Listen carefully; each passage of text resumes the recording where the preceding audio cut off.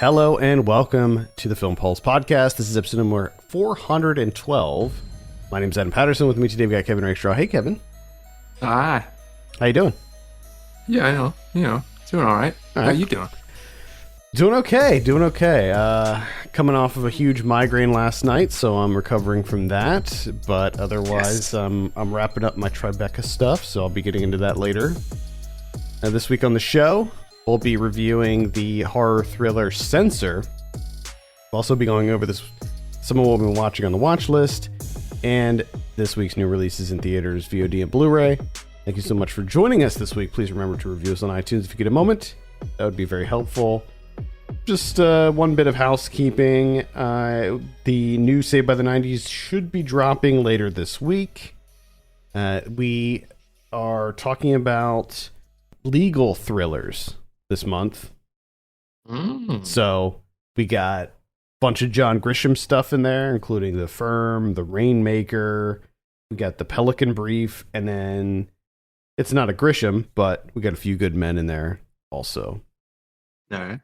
So that was a fun week. You know, the crazy thing is I realized that I never saw any of those movies. Like, some of them I could have sworn that I've seen before, like A Few Good Men. But then as I was watching it, I started to realize, like, I think that I've just seen clips and maybe part of it on TV, but I don't know if I've ever seen it in its entirety. Oh. So it was definitely an interesting month, because I'm pretty sure I didn't see any of those movies. So stay tuned for that. With that, I think we can jump into our review. We're talking about Censor. This is co-written and directed by Frano Bailey Bond. I have a synopsis here. After viewing a strangely familiar video nasty, Enid, a film censor, sets out to solve the past mystery of her sister's disappearance, embarking on a quest that dissolves the line between fiction and reality. Oh, Look boy. out. Look out. Oh, man. So, Kevin, you were pretty excited for this one. You were pumped. I was. So we'll Jazzed up. start it with Jazzed you. This is a theme that I think that both of us are interested in. I particularly love the subject of film censorship. Even when I was in college, for a short time, I even wrote a paper on film censorship, and I love the subject. And especially like video nasties. I think that the whole video nasty era was so fascinating. So anytime there's a movie that tackles the subject, I'm all about it. But we'll start with you, Kevin. It sounds like you were pretty jazzed up, too. Oh, no, I definitely was. I was super jazzed. Oh, man. Super jazzed about this movie. Tandem jazz. So we'll start with you, Kevin. What were your initial impressions of Censor? I was really excited. I like the idea, the premise of this movie. Now, I was a little bit leery about the whole, that line between fiction and reality melting, because we've seen a lot of those movies. So I was a little bit worried about that, but I like this angle of coming at it from the film censorship, the video nasty angle. And I thought that would make it, fresh. And I have to say that for the most part, it was. I really like this movie's style. I could have used a little bit more in terms of just like mindfuckery. Could have used a little bit more in that realm. But I really, really appreciated and found it refreshing that the biggest worry for me, the trepidation that I had, was the line between fiction and reality. And I did enjoy that the majority of this, what it built up to, is very, there's a lot of ambiguity in there, where you just really don't know what the hell's going on at the end. Outside of, some developments, you got, those are solidified. But then there's a certain point where it just breaks, and I found that really refreshing, and I enjoyed that. Yeah.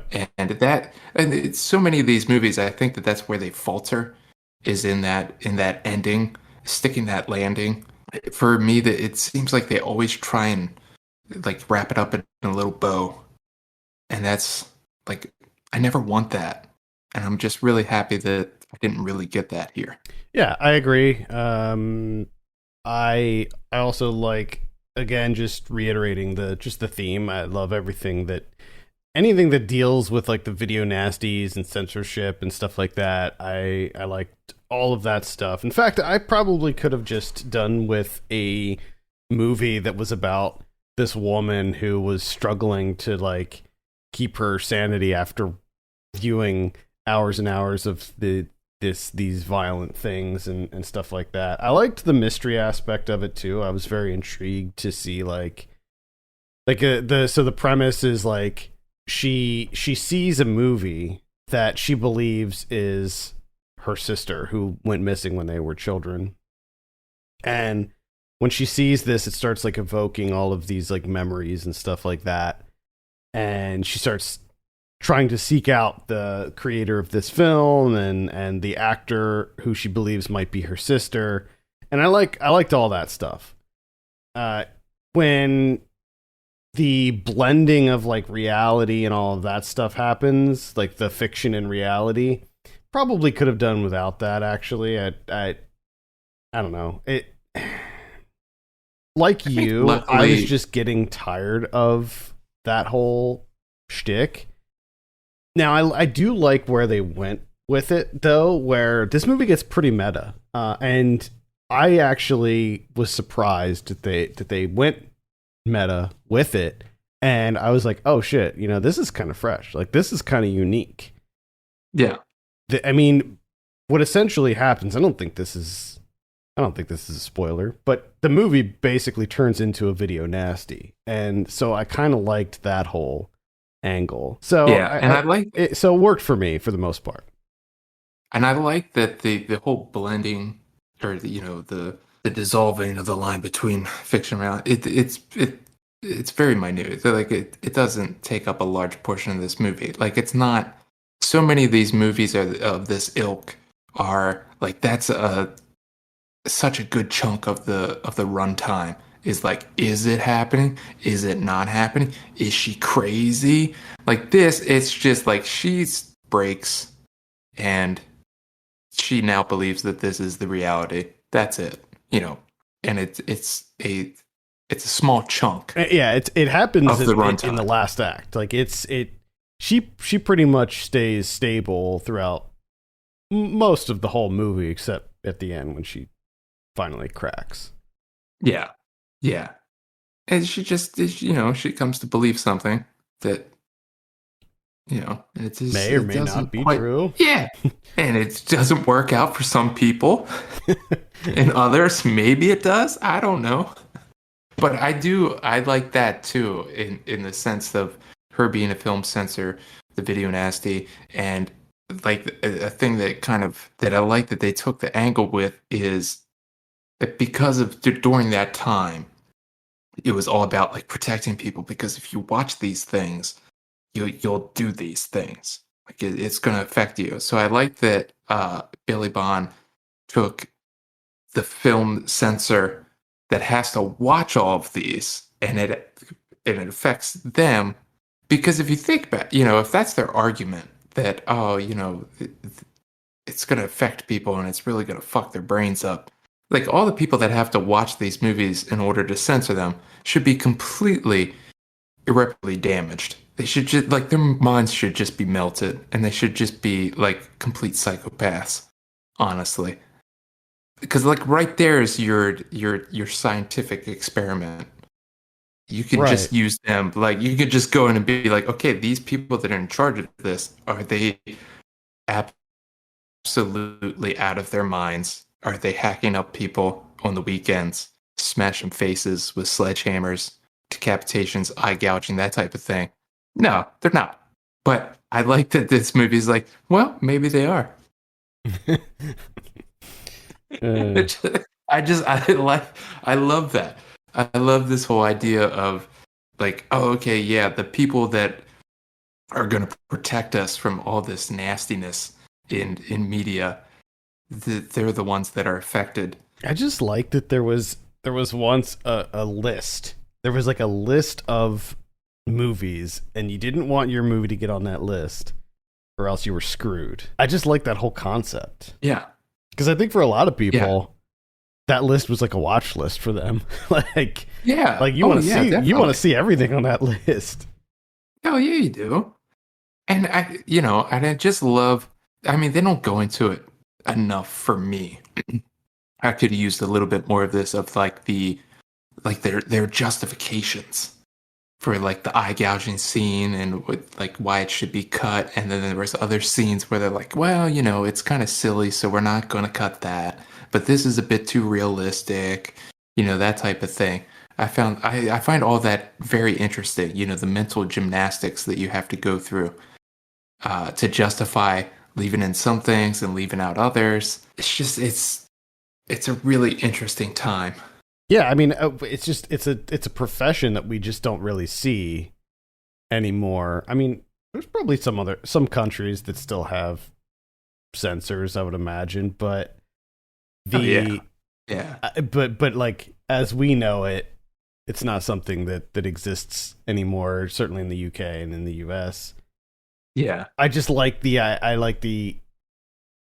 idea of an entire group, an entire facility of people whose job it was to cut movies and censor them. Like, I just think that's so inherently fascinating. Yeah, because it's insane. Like the way it's presented in this movie, what is it, like 6 employees, if that? Yeah. Just watching movies all day. Yep.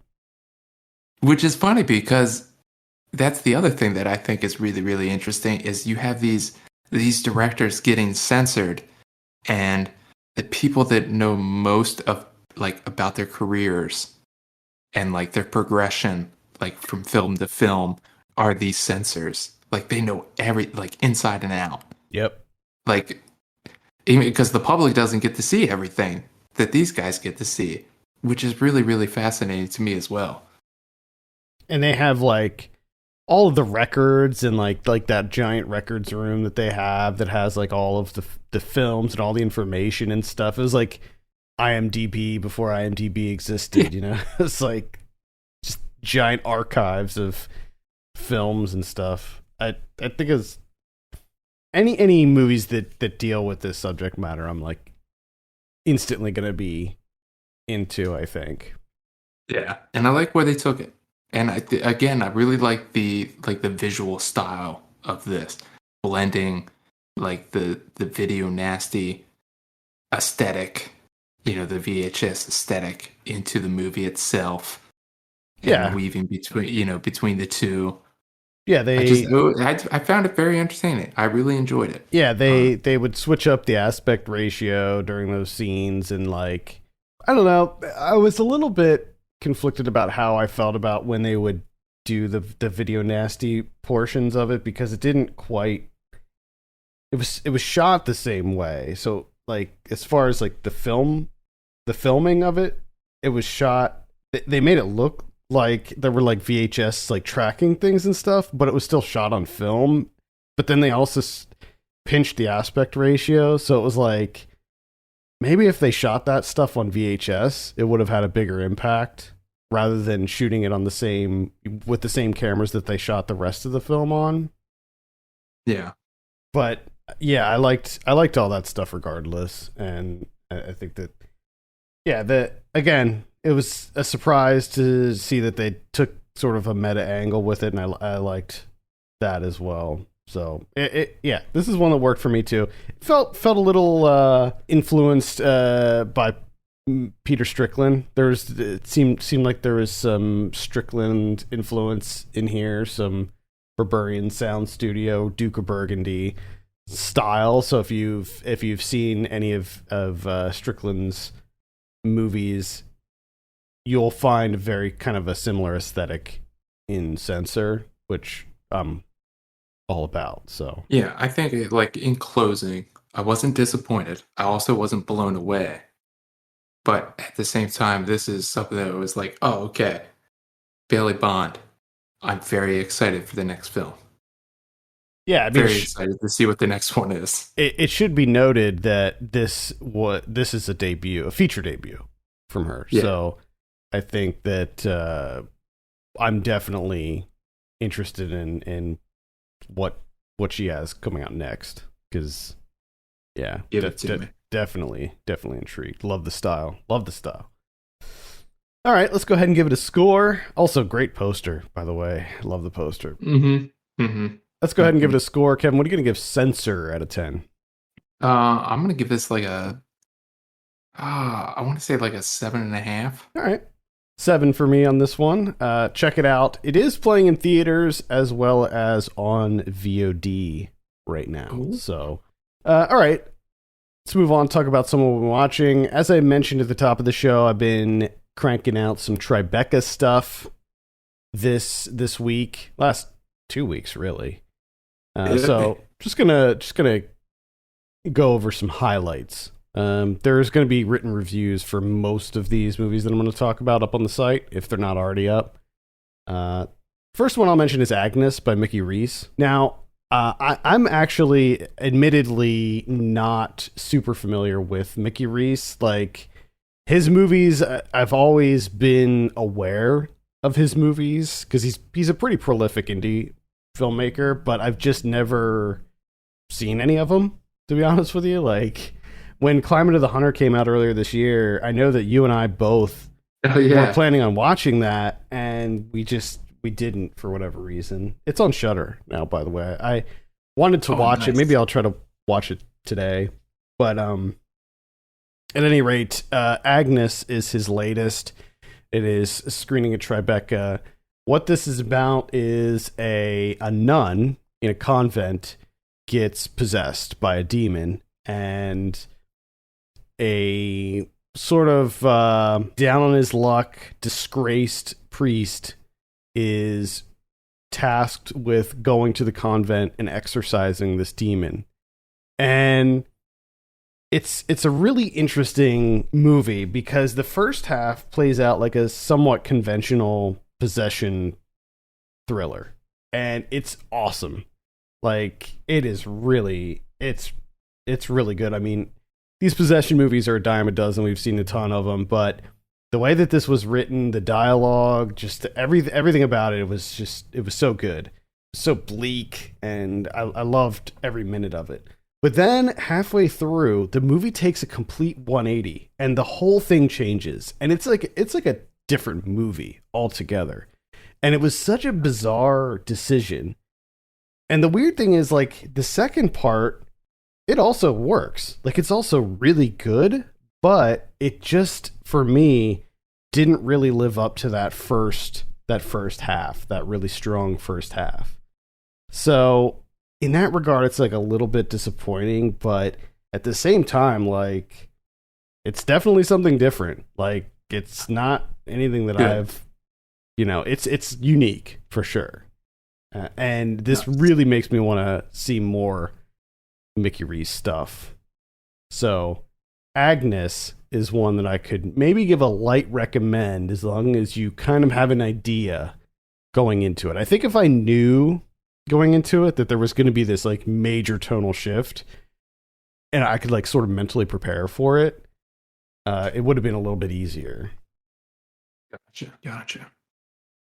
I watched Chopping Mall. Oh, nice. From 1986. First question. Why? And this is weird to me because I've never seen Eating Raoul. But for some reason, I just instinctively knew that those two were from that movie. Yeah. Why are they in this? It was just a cameo. Okay. Because I was like, oh, maybe this is directed by the guy that made Eating Raoul. It's not. Nope. I was just so perplexed. Yeah, I think it was just like a fun cameo. It's just, yeah.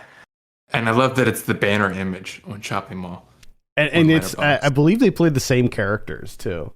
Yeah. Like they're the and same they talk about their restaurant. Yeah. It's so bizarre to me. But this movie is dumb as shit. Just fucking stupid as hell. And I loved it. Yeah. I absolutely loved it. It makes no sense. There's no reason that this mall needs these robots. Like the amount of money that went in for because it's not just the robots that monitor this mall. They have like this huge, very advanced like centralized location that like controls them, which had to cost a shit ton of money. These things have lasers for some reason. They gave them lasers. Yeah, they can murder. They have tasers. I mean, I was on board and I was like, this is just silly nonsense and I love it. And then the laser thing happened and the one woman gets hit with a laser and her head explodes. And I was just completely bought in at that point in time. As soon as her head exploded, because they shoot a couple lasers at first and it just kind of burns them. I was like, oh shit, they have lasers. This is pretty cool. Laser hits her in the head, right in her face. Head explodes. And from that point on, I was just like, I don't care where they go with this movie. I absolutely love it. And this is going to be a great time. I can feel it in my bones. All of them. And that's pretty much what happened. This is just, it's insane. This is an insane movie. Yeah, I really love this movie. This is like, I don't know why, man, but this is just one that I've revisited this multiple times. I freaking love it. I love the marketing material for this because it has like that like demon robot hand thing that is not even in the movie at all. Like the marketing. This is back when movies like would have posters that have nothing to do with the actual movie at all. Well, that's the thing. Like, I literally I didn't really read about this movie. I just knew I see Chopping Mall all the time in terms of like classic horror movies, right? So I'm thinking, okay, it's a mall, it's a slasher flick, and you know, it's probably some guy with an axe or something. People are stuck in a mall. That's what it is. And it's not. I was so confused at the beginning, but I was just like, okay, I guess this is what we're doing. Yeah. They look like Doctor Who robots or something. It's oh my god, it's insane. And of course, you have the wonderful Kelly Maroney and Barbara Crampton in there too. So, oh yeah, I mean, great cast, and Dick Miller in a little bit of a cameo. It's hilarious that they decide to have a party inside the mall in the furniture store. And they weren't planning to be there after hours, which makes no sense either. It's just insane. It's just insane. And because of that, it's a great time. Yeah, definitely check out Chopping Mall if you haven't yet. Because I gotta say, like, if it made like just like one iota of sense, I would hate it. I just love that it's committed to just being absolutely ridiculous. Yep. Cool. That's on Shudder, I believe, so you can check it out on there.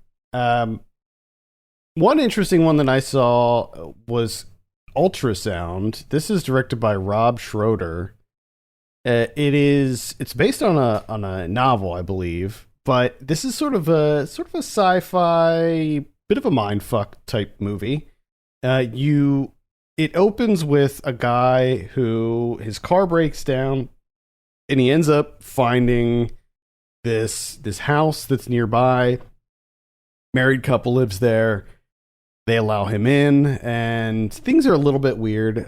This couple's a little strange. And then all of a sudden, the husband asks him to sleep with his wife. And like he can't fulfill her desires anymore. And he's like, hey, can you just do me a solid and you know, just spend the night with my wife? And he's reluctant. He's very reluctant at first, but then he eventually does it. And the next morning he wakes up, nobody's there at the house, so he leaves. He goes home, he gets his car fixed, I guess.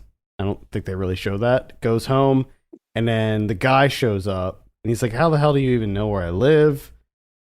And then all of a sudden, the woman contacts him too, and she's like, she turns up and she's like 8 months pregnant. And he's like, okay, this doesn't make any sense at all.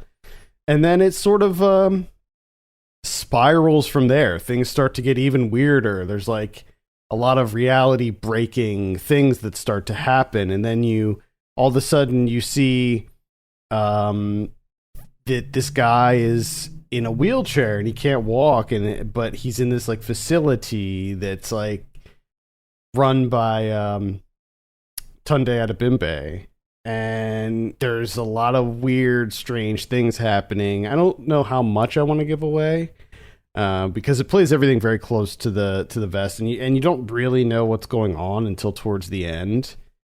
It gradually unfolds, and you're just like, oh, I see. But there's lots of kind of realities folded onto each other, and you don't know quite what is real and what is not. But it was pretty fun. I enjoyed it. Again, it's called Ultrasound. Interesting. I watched the X-Files movie from 1998. Ah, okay. Directed by Rob Bowman. I finally got to the end of season 5. And I started season 6. Episode 1, season 6. Fired it up on the old Hulu machine. And, they do the, on last season of the X-Files. And during that, recap, they folded in the movie. Some stuff from the movie. And I'm just like, I don't remember, I just watched the end of season 5. I don't remember any of this shit. There's a giant spaceship out in the middle of the Arctic. I don't remember that. So jumped on the phone real quick, look it up. I'm like, oh shit, I had a feeling this was going to happen. I was going to miss it, but this is when we're supposed to watch the movie. So, course correct, rented the X-Files movie on Amazon Prime for $4, unfortunately. But I'm cheap. $4 is too much. And it's like a 2-hour episode of X-Files, which it's that, but at the same time, it's a far bigger budget, and they do a lot more with it. And for that, I enjoyed it. That's what I wanted, anyways. I don't want them to stray too far from I enjoy the X-Files. I want it to be the X-Files. I want it to be familiar. I want it to be lived in, and that's exactly what I got. It was a great, extension, development of that arc that's been going over all the seasons, and I thoroughly enjoyed it. Got really into it, and it's ridiculous. This show is so ridiculous. The only thing that kind of bums me a little bit is there's a lot of episodes. I just hate the way they write Scully in a lot of these. I guess it's just a product of the times. Yeah. Where she's just so. She never remembers fucking anything. And it's just not talked about. And the very next episode, even though she met aliens, she shook their hands, she fucking gave them gifts or gave them CPR or some shit. The very next episode, she'll be like, I don't know, Mo. I don't believe.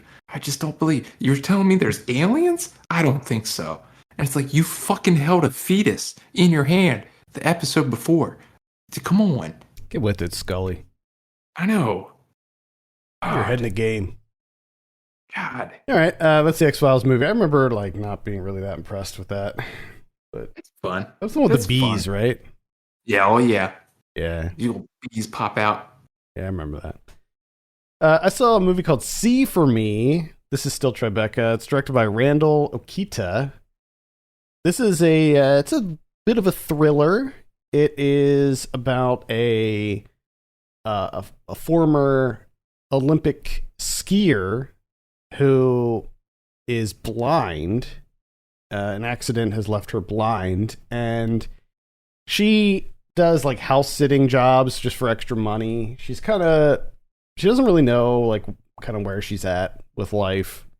She's just gone through the motions at this point. The fact that she lost her sight really kind of fucked her up, and so she is house sitting for this rich family, and it turns out that a group of thieves break into the house to rob it. So it's sort of this cat and mouse game where she is trying to navigate through this mansion, but she's blind. She's never been there before, so she doesn't really know the layout or anything. And what she ends up using this app called See For Me, which is basically an app where you hit a button and it connects you to an operator who looks through the camera on your phone and can navigate you and help you out. And it turns out that the person that she is like connected with is this young woman who's like a first person shooter nut. And so she uses like her first person shooter skills to help her like hide and run and like attack and do different things, because it's basically like an FPS. You know, she's seeing through her eyes essentially as she's holding up the phone, and it's like a first person thing. So she'll like give her directions as if she's like part of her squad in an FPS. It's good. It's pretty exciting. There's some really fun moments. I mean, it certainly is reminiscent of that. I believe it was a Mike Flanagan movie, Hush, the one where the woman was deaf and there was a home invasion, and she had to contend with a home invader while being deaf. This one very similar, but there's some kind of interesting dynamics at play here. You find out some secrets about her, and there's some slight twists that happen that keep it fresh. I enjoyed it. It stars Skylar Davenport, who is, I believe, who does have a vision impairment. So it wasn't like it was just some random actor pretending to be blind. It was an actual vision impaired person, which I always appreciate anytime they do that in a movie. I think that should be the standard now, but yeah, I appreciated that. And so I would give it a light recommend. Again, it's called C for Me. Okay. I have a recommendation. That's Hopscotch from 1980. Ronald Neame directed Hopscotch. This is Walter Matthau in a later role, and he plays the CIA operative Miles Kendig, who essentially gets Ned Beatty is his boss, who I think Ned Beatty just recently passed away. R.I.P. Ned Beatty. He's his boss. He really doesn't like the way Walter Matthau does things. Walter Matthau's from like the old school way of doing things, and Ned Beatty's he's new school, you know. So he gets kind of pissed off. So essentially, what he does, he's like, "I'm just going to put you at a desk until you finally retire. Just retire, old man." And Walter Matthau's like, "Okay, yeah, that sounds great." And what he ends up doing is globetrotting around the world while writing a memoir, essentially uncovering all of the CIA's like failed attempts at, you know, overturning governments, assassinations, that type of thing. Like all the dirty laundry, all the skeletons in the closet, not just from America, but also Russia, England, like everybody. And he's sending it out like every week. He's sending out more transcripts, new chapters, and you know, the CIA is fucking infuriating, and they're trying to catch him. And it's just him being a dick, really, to the CIA. And it's a good amount of fun. It's just him outsmarting them constantly, game of cat and mouse, and it's enjoyable. It's a fun little movie. Nice, man. Walter Matthau, what a career! Just looking through his filmography here. And if you're someone like me that likes Walter Matthau, you're gonna enjoy it. It's classic Matthau. Yeah, I mean, the Matthau Lemon combo can't be beat. Oh, and this one has young Sam Waterston. Oh, wow. Plays like he's like they were really good friends, and then Sam Waterston is essentially like his replacement, but now he's got to, you know, track him down. It's a good one. It's fun. Grumpy Old Men. Remember Grumpy Old Men? Yes. Oh my god, I loved those movies. Grumpy Old Men.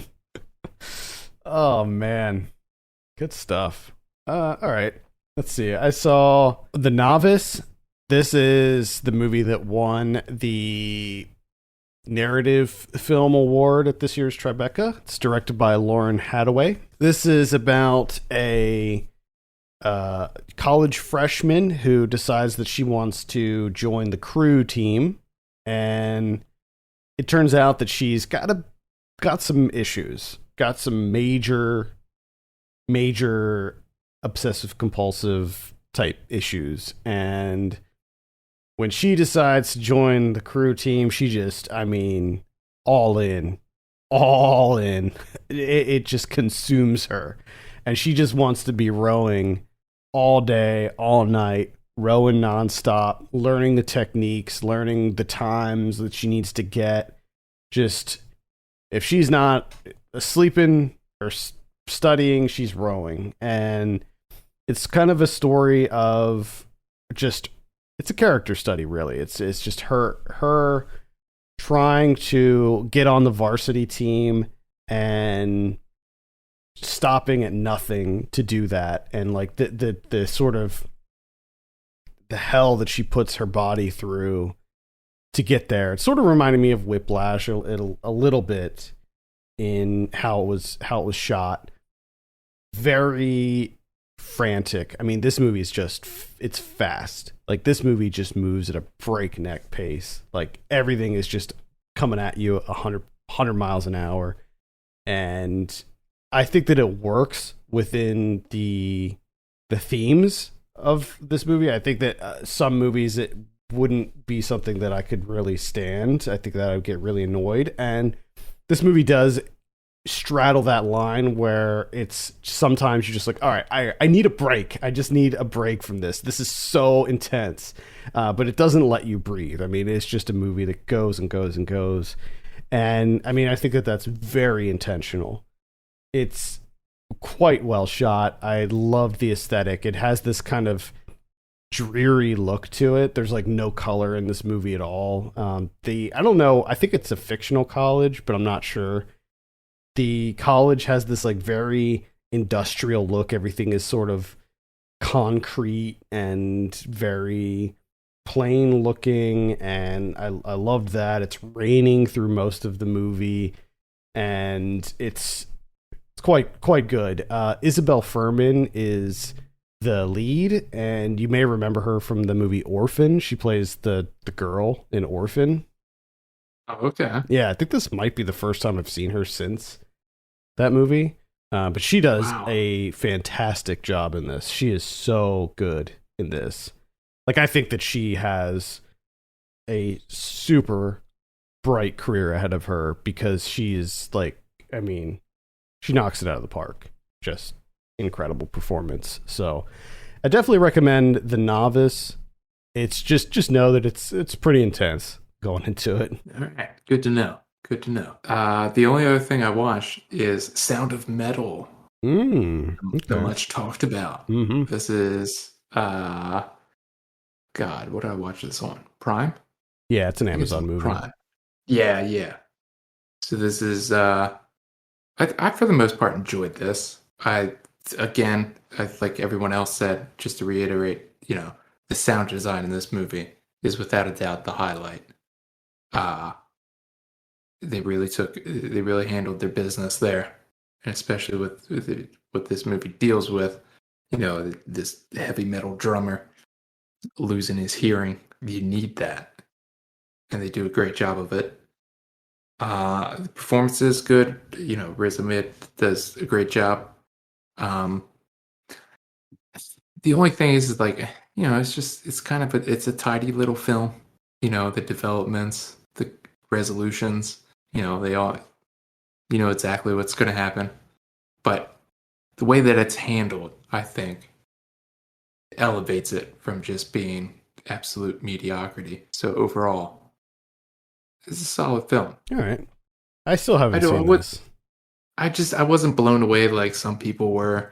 Like the way that they shot like him like drumming, like when they're on tour and he's playing was really interesting. And then that all just kind of like it's just off to the side, and then it just becomes this really like quiet, emotional, like him coming to terms, like he goes through all the stages of grief. Yeah, see, that's kind of what I thought it was going to be, and that's why I kind of avoided it, because I like felt like I knew what it was going to be before going into it. Yeah. And the other thing that they do is he plays a guy that's a heroin addict that's 4 years clean. So what they do is he now becomes an addict for hearing. You know what I mean? Like he's going through everything that you would see someone fiending for heroin, he's fiending for being able to hear again. So they go through that whole route.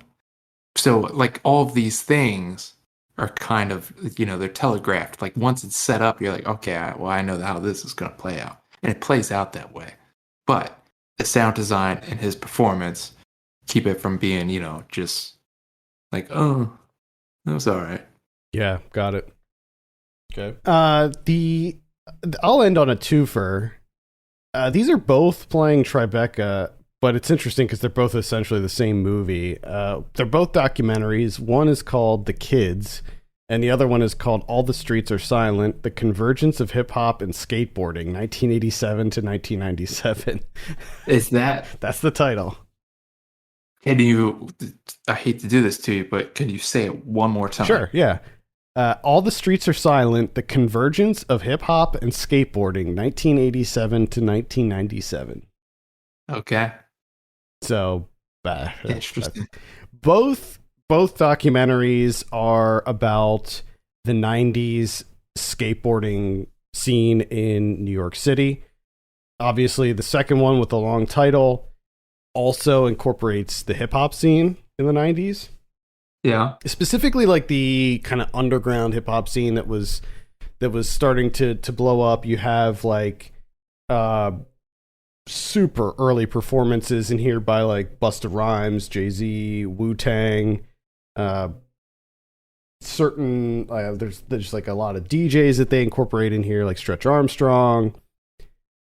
The second one is a much more polished, complete documentary, whereas the first one specifically tries to look at the movie Kids and the culture surrounding Kids and the making of it, and like how the movie affected the kids in the movie who were involved in the movie, like Harold Hunter and Justin Pierce.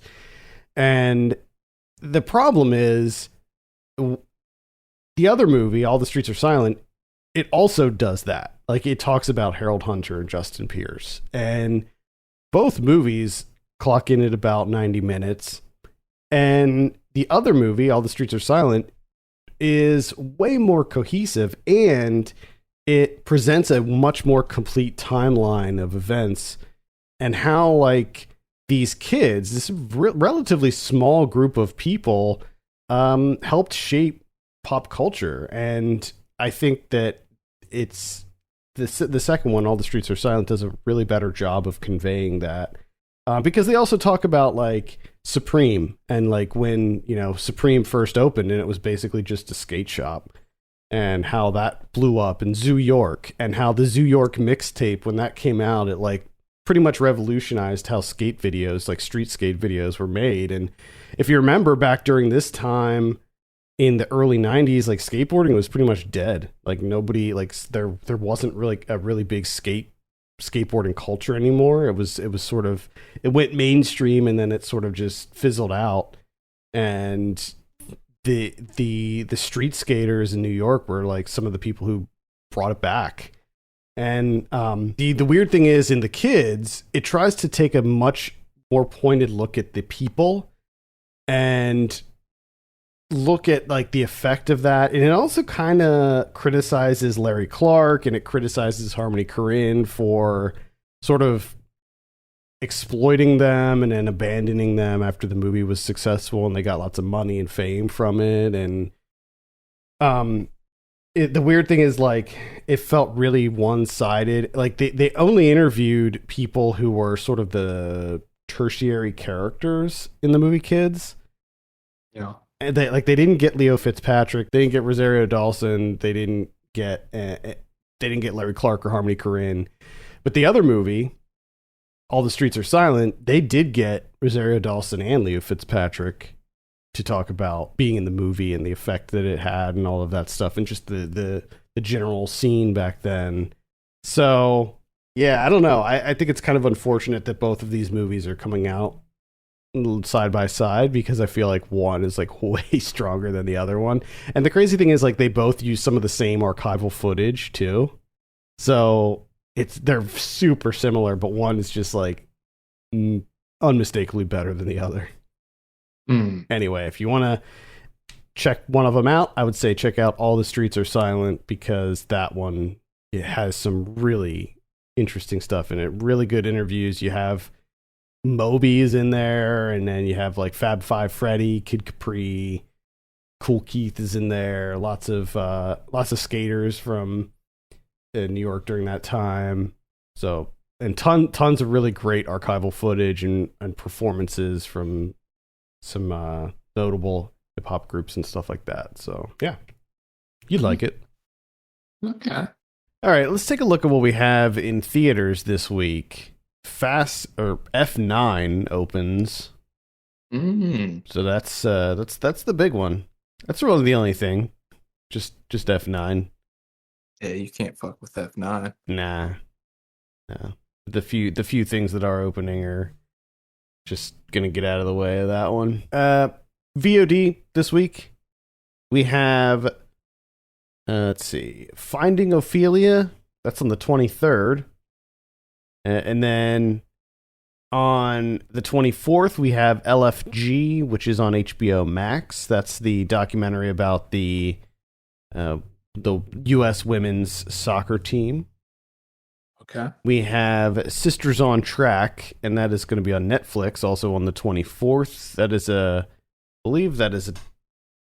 that a documentary? I think that's a documentary about two girls who are on a track team. On the 25th, we have Too Late. We got My Heart Can't Beat Unless You Tell It To. We have Gaia, which I would recommend. We have Sublet. We got Kenny Scharf, When Worlds Collide. Okay. Kenny Scharf doc. Not sure who Kenny Scharf is. I think he's an artist, right? I have no idea. Kenny Scharf. I think he's an artist. Scharf it up. Scharf. Yeah, he's one of those artists. The Warhol types. I can't stand this stuff. Let's see. We also have Crimson Gold. That's going to be a virtual theatrical release coming out. I think that's like an older movie that's being re-released. We have Lanksy coming out. The Evil Next Door. And it looks like that's about it for VOD. On Blu-ray this week, we have Nobody coming out. If you haven't seen that yet, I would recommend it. Half Baked from 1998 is getting a new release. Yeah. Man, I kind of feel like I want to revisit Half Baked. I haven't seen that movie in years and years and years. Let's see. We have Years of Lead, 5 classic crime thrillers. That's going to be an Arrow release. Yeah. The Italian. Yeah. The Polizzi. Yeah. That looks pretty damn good. Some classic Polizzi movies, which pretty big fan of. So. Oh yeah, those shits are entertaining as hell. I love them. Well, I hope that new Danger Diabolic movie's coming out soon. I'm really excited for that. Let's see. We have Strike Commando from 1986 and Strike Commando 2 from 1988. Nice. Man, Strike Commando duology there. Got Irizumi from 1966. That is another Arrow release. Fool for Love from 1985. Human Nature from 2001. Oh my God, you remember that movie? I do remember that movie. Holy shit. That's on that Shout Selects line. Wow. Human Nature, man. As the Michel Gondry, Charlie Kaufman movie. That is whenever someone is discussing Gondry or Kaufman, this movie is never discussed. Nope. It's been erased from people's minds. Yep. Produced by Spike Jonze. I mean, Come on. Yeah. Let's see. We have a bunch of Studio Ghibli stuffs getting re-released, including The Wind Rises and Secret World of Arrietty. Let's see. Chain Lightning from 1950. Siberia. That's the Abel Ferrara one. All right. With Willem Dafoe. Let's see. The Unholy. Got Hunter x Hunter. That's the one with Devon Sawa and Nick Stahl. That was actually pretty good. Oh, yeah? Yeah. Pretty good. I think Saw was making a comeback. Watch out. Paper Tigers coming out. Recommend hell that. Yeah. Hanger from 2009. The 2-disc collector's edition of Hanger. Never even heard of this movie. Let's see. Feed the Gods from 2014. Night of the Sicario from earlier this year. Camino from 2015. That's pretty much it. What about Criterion's? We got 2. One is Visions of 8. So this is the Olympics, Munich, 1972. They had 8 filmmakers make their own little thing for the Olympics. So you got like 8 different films on there. So you got that one. And then you have the signifying works of Marlon Riggs, which is, I think, about 7 films. 2-discer. Yeah. All right. The Criterion's actually starting to put out some more black film. Yeah, they have some more coming down the pipe too. I noticed. Yeah, they have that Van Peebles that box set. Yeah, they're really starting to. They're going hard on the box sets lately. I've noticed. Is Visions of 8? Are the films in this included in that massive? Remember that massive Olympics box set that they came out with? You know what? I don't know, because that was like every, from like the beginning of the Olympic, whenever they started filming. Yeah. The Holy Till. Yeah. So I would imagine that has to be a part of it. It would seem weird to not have the Munich Olympics 8 films from the Munich Olympics in that. I mean, that box set was huge. It was like 30-some movies. It was like ridiculous. That was a massive box set. That was crazy. All right. I think that's going to do it for this week. Thank you so much for listening. You can send us your questions and topics to podcast@filmpulse.net. You can follow us on Twitter @FilmPulseNet and @FilmPulseKevin. And if you have a minute, consider reviewing us on iTunes. That'd be super helpful. For Kevin Rakestraw, my name's Adam Patterson. We'll see you next week.